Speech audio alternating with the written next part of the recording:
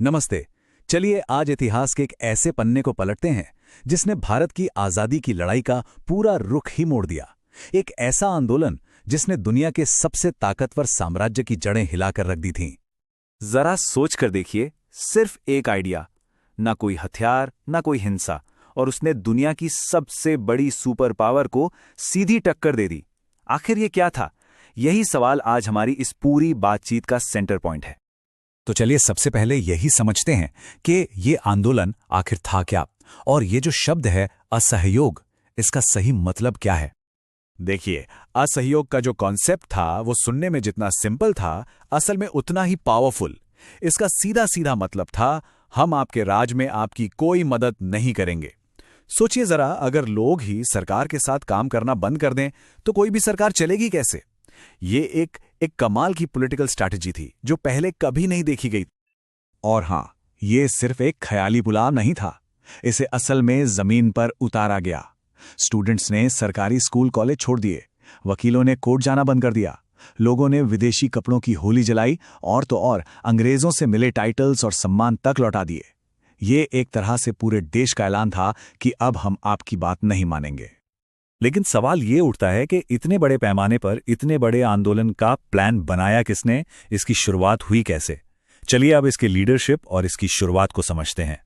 तो कौन था वो चेहरा, वो आवाज जिसकी एक पुकार पर पूरा देश एक साथ उठ खड़ा हुआ?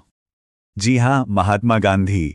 वही थे जिन्होंने असहयोग के इस आइडिया को एक देशव्यापी आंदोलन में बदल दिया।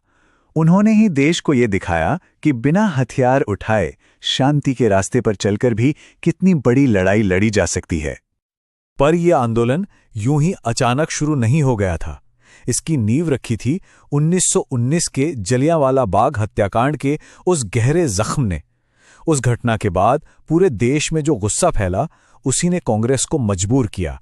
पहले सितंबर, फिर दिसंबर 1920 में बड़े सेशन हुए, और वहीं पर इस आंदोलन का पूरा खाका तैयार किया गया और फैसला हुआ कि इसे पूरे देश में फैलाया जाएगा।